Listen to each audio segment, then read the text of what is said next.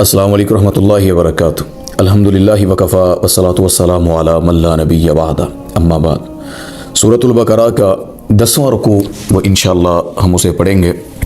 اللہ نے بنی اسرائیل کے پچھلے جو 9 رکوعوں کے اندر باتیں کی، اس کے اندر نعمتیں گنوائیں، جس طرح وذکروا کہہ کر کے نعمتیں یاد کرو، اور ان کی غلطیاں، ان کو پھر جو سزائیں دی ان غلطیوں پر کافی تذکرے اللہ نے کیے، ان کی نافرمانیوں کا تذکرہ کیا۔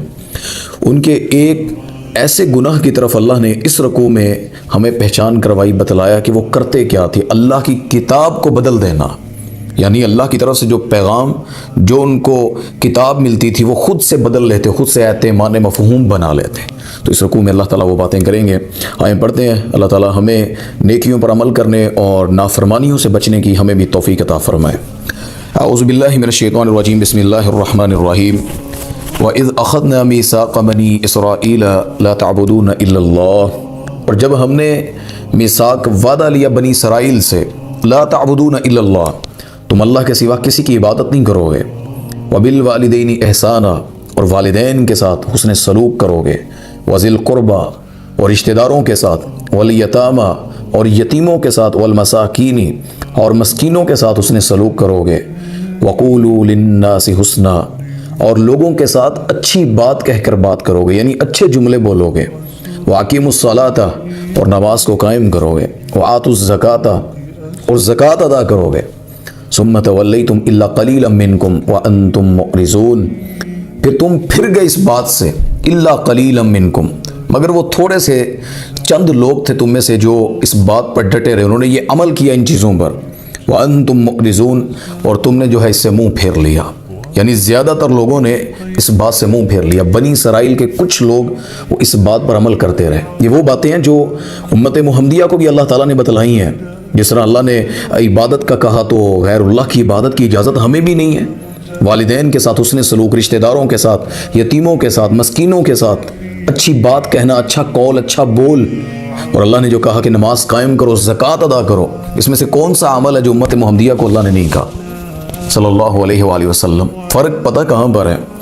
ہمیں ہمارے نبی، ہمارے آقا، ہمارے وہ سرتاج، ہمارے رسول صلی اللہ علیہ وسلم کی وجہ سے اللہ نے اس امت کو ڈھیل دی، مہلت دی کہ شاید یہ رجوع کر لیں اور توبہ کر لیں۔ اس میں جو باتیں اللہ نے کی ہیں، لا تعبدون الا اللہ، اللہ کے سوا کسی کی عبادت نہیں کرنی، وہ چاہے بتوں میں سے ہو، وہ چاہے آپ کا نفس کی عبادت ہے، چاہے آپ پکارنے میں، چاہے مانگنے میں، سجدہ کرنے میں، رکوع سجود، ہر چیز میں لا تعبدون الا اللہ، اللہ کے سوا کسی کی عبادت نہیں ہو سکتی ہے۔ اور اللہ نے پھر کہا وبالوالدین احسانا، والدین کے ساتھ اس نے سلوک کرنا ہے۔ والدین کافر بھی ہونا، ابا اماں کلمہ نہ پڑھتے ہوں، آپ کو بدتمیزی کا حکم نہیں دیا اللہ نے۔ بہت بڑی بڑی مثالیں ہیں۔ حضرت سعد بن ابی وقاص رضی اللہ تعالیٰ عنہ کلمہ پڑھا تو ماں کہتی ہے سعد روٹی نہیں کھاؤں گی تب تک جب تک تو نبی کا کلمہ نہ چھوڑ دے۔ آپ دیکھیں بات نبی کی ہے، یہاں ہر بات پہ جذباتی ہو کر مارنا اور قتل اور پتہ نہیں کیا کیا پلان کر لیتے ہیں۔ یہ جی اس نے نبی کو ایسے کیوں کہا ہے، نبی نہیں چھوڑیں گے۔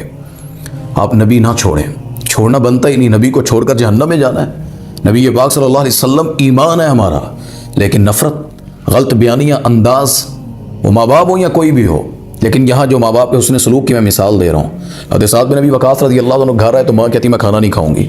حضرت سعد رضی اللہ عنہ بڑے حیران ہوئے، کہا ماں یہ بات الگ ہے، ماں باپ کی میں کلمہ پڑھتا ہوں، یہ چیز ہی الگ ہے۔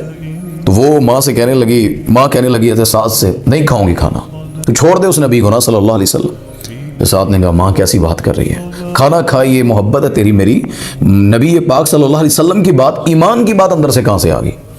ماں کہتی چھوڑے گا نہیں تو میں مر جاؤں گی، کھانا نہیں کھاؤں گی۔ سعد نے پھر پتہ کیا فرمایا، میری ماں تیری میعۃ نفس، حدیث میں آتا ہے 100 جانیں، ایک جان نہیں، اماں تیری 100 جانیں بھی ہونا میں اپنے مصطفیٰ صلی اللہ علیہ وسلم پہ قربان کر دوں گا۔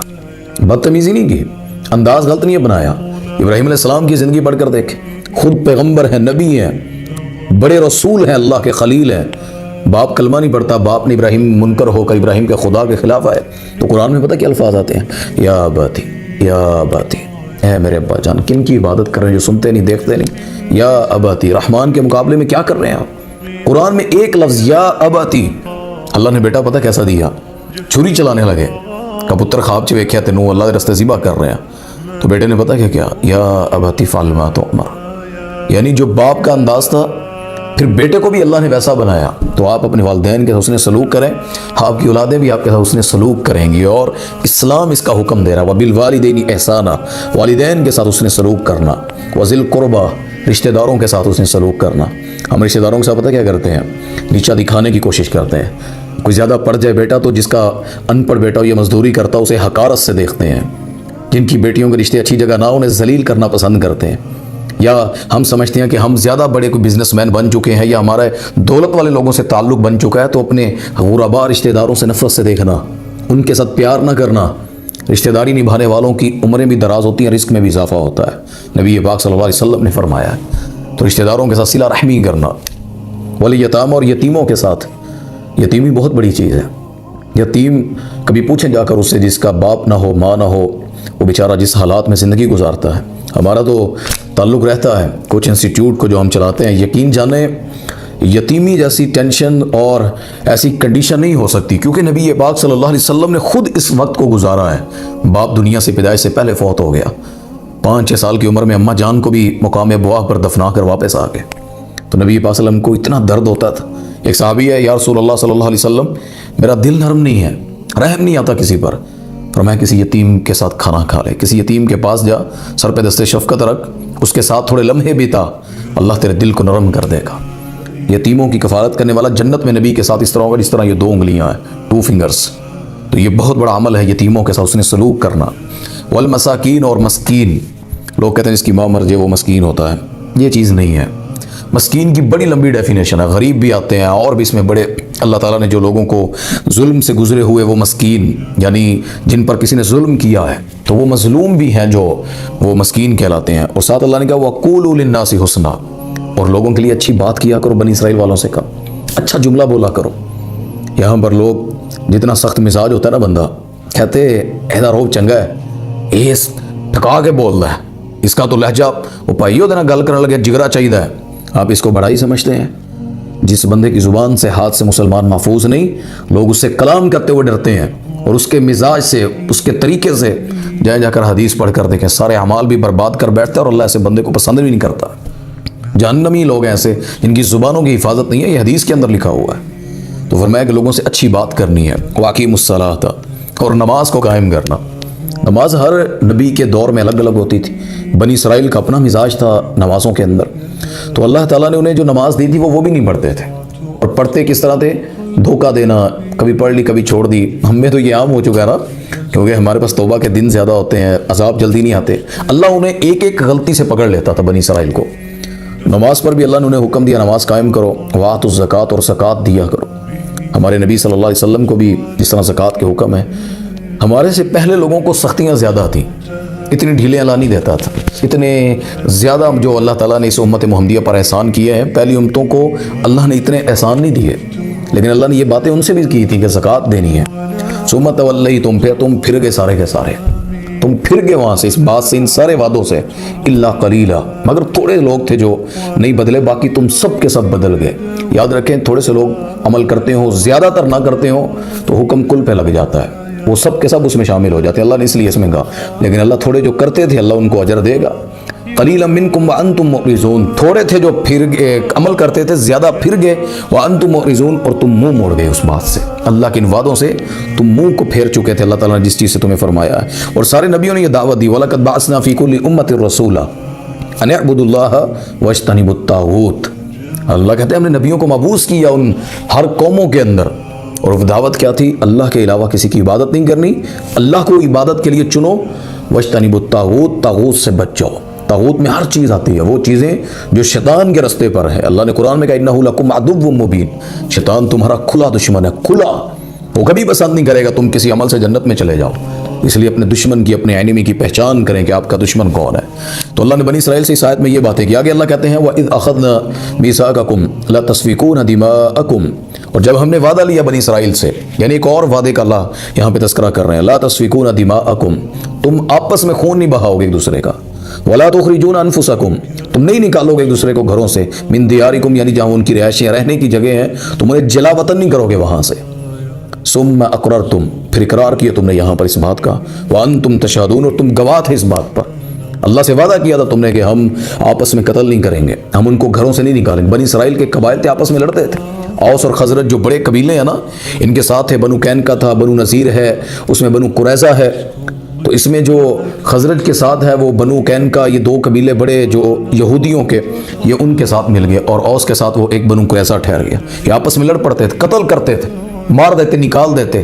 آگے اللہ ان کا تذکرہ کر رہے ہیں کہ جنگ کے اندر تم کرتے کیا تھے، ثم انتم ہؤلاء، پھر تم نے یہ کر کے دکھایا، یعنی جس چیز سے اللہ نے منع کیا، تقتلون انفسکم، تم نے اپنی جانوں کو قتل کیا، آپس میں مارا ایک دوسرے کو، وتخرجون فریقا منکم من دیارہم، تم نے نکالا ان میں سے ایک گروہ نے دوسرے گروہ کو گھروں سے، آپس میں تم نے دوسرے کو مار کر گھروں سے نکالا، انہیں جلا وطن کر دیا۔ تظاہرون علیہم بالاثم والعدوان، اللہ تعالیٰ فرماتے ہیں کہ تم نے گناہ اور زیادتی کے کاموں کو آپس میں یعنی کہ ایک دوسرے کو ظاہر کیا۔ گناہ اور زیادتی ہے جو جس چیز کو تم بالاثم والعدوان، اس نفرت کو، اس گناہ کو اور زیادتی کو تم نے وہاں پر ظاہر کیا یہ عمل کر کے۔ تو اس سے آگے اللہ تعالیٰ فرما رہے ہیں وَإِن يَأْتُكُمْ أُسُرَىٰ تُفَادُوهُمْ وَهُوَ مُحَرَّمٌ عَلَيْكُمْ إِخْرَاجُهُمْ، اللہ تعالیٰ فرماتے ہیں ہاں جب وہ تمہارے پاس قیدی بن کر آئے تو تم نے ان کے فدیے دیے، لیکن ان کا نکالنا جو تم پر حرام تھا۔ وہ آئے جب قیدی بن کر آپس میں لڑ کر آئے، پکڑے گئے، پھر تم طاقتور جو پیسے والے تھے وہ فدیہ دے کر چھڑوا رہے، چھڑ دو یار، رشتہ دار ہیں، عزیز ہیں، کوئی بات نہیں، چھوڑ دیں۔ اللہ کہتے ہیں حالانکہ میں نے منع کیا تھا کہ ان کے نکالنا، ان کے خلاف لڑنا، ان کا خون بہانا حرام ہے تم پر۔ اور ساتھ اللہ تعالیٰ کیا فرماتے ہیں افتؤمنون ببعض الکتاب وتکفرون ببعض، اللہ اکبر، ہمارے اندر بھی یہ برا ہے۔ اللہ کہتے ہیں تم ایمان لے کتاب کے کچھ حصے پر، وتکفرون ببعض، اور بعض حصے پر تم نے انکار کر دیا، منکر ہو گئے۔ قرآن کے کچھ حصے کو ہم بھی مانتے ہیں، اللہ ہے، رسول ہے، جنت ہے، قیامت ہے، سب مانتے ہیں۔ بعض حصہ پسند کا مان لیا، اور اس میں اللہ تعالیٰ سختیوں کی بات کرے، عمل کی بات کرے، اللہ تعالیٰ کچھ ڈیمانڈ کرتا ہو، ان آیتوں پر ہماری توجہ نہیں جاتی۔ اس کی سب سے بڑی مثال غزہ میں جو حالات ہیں، اللہ کہتے ہیں وَمَا لَكُمْ لَا تُقَاتِلُونَ فِي سَبِيلِ اللَّهِ، تم کیوں نہیں لڑتے اللہ کے راستے میں؟ تو ہمارے پاس ہوتی نا دلیل، بہانے ہر چیز، یعنی کچھ قرآن نماز کی آیتیں لے لیں، صدقے خیرات کی لے لیں، حسن سلوک کی لے لیں، نبی کی شان کی لے لیں، جلسے کروائے۔ جب اللہ سوال ایسے کرتا ہے انفروا خفافا وثقالا وما لکم لا تقاتلون، پھر کوئی زبانیں نہیں، ان کی زبانیں نہیں کھلتی، یہ آیتیں بھول جاتے ہیں۔ تو اللہ کہہ رہے ہیں بعض حصوں پر عمل کرتے ہو، بعض حصوں کو چھوڑ دیتے ہو۔ فما جزاء من يفعل ذلك منكم الا خزي في الحياة الدنيا ويوم القيامة يردون الى اشد العذاب، اللہ فرماتے ہیں بس کیا جزا ہوگی، کیا سزا ہوگی ان کی قیامت کے دن، رسوائی کے سوا، شدید ترین عذاب کے سوا دنیا اور آخرت میں کیا ہوگا ان کے لیے؟ دنیا میں رسوائی ہے، خزی فی الحیات الدنیا، دنیا کی رسوائیوں کے ساتھ ساتھ ویوم القیامہ، اور قیامت کے دن اللہ فرماتے ہیں یردون الی اشد العذاب، عذاب کی طرف تمہیں اللہ نے دھکیل کر لے جانا ہے، قیامت کے دن بھی تمہارے ساتھ اللہ نے یہ رویہ اپنانا ہے، تم نے یہ کام کیے۔ بنی اسرائیل سے اللہ بات کر رہے ہیں، اور حقیقت میں اگر سمجھے نا یہ سارے گناہ ہمارے اندر بھی موجود ہیں۔ بنی اسرائیل کو اللہ نے کہا تھا نہیں لڑنا، وہ لڑتے تھے۔ ہمارے اندر اللہ کہتے ہیں صلہ رحمی کرو، نرمی سے رہو، محبت سے رہو، جہاں پہ صلہ رحمی کرنی ہے وہاں مکڑ دکھاتے ہیں، وہاں تکبر دکھاتے ہیں، اپنے لوگوں میں، اپنے ملک میں فرعون بن کر ان کے ساتھ لڑتے ہیں۔ جہاں اللہ لڑنے کا کہتا ہے نا وہاں حکمتیں آ جاتی، وہاں جتنے زور نہیں چلتا نا اتنے حکمت آ جاتی، اور جس غریب پر، ملازم پر، کسی عام بندے پر زور چلتا ہے نا اس کی ماں بہن تک پہنچ جاتے ہیں، گالیاں، مارنا، پتہ نہیں کیا کیا کر جاتے ہیں۔ تو اللہ کہتے ہیں ان کے لیے دنیا میں رسوائی ہے اور آخرت میں شدید ترین عذاب ہے۔ اور صلی اللہ علیہ وسلم وَمَا اللَّهُ بِغَافِلٍ عَمَّا تَعْمَلُونَ، اور اللہ کو غافل گمان نہ کرنا جو تم کر رہے ہو، تمہارے اعمال سے اللہ غافل نہیں ہے، سمجھنے کہ اللہ نو کی پتہ ہے، اللہ کو سارا پتہ، تم اندر سے باہر سے تمہارے ذہنوں میں کیا ہے۔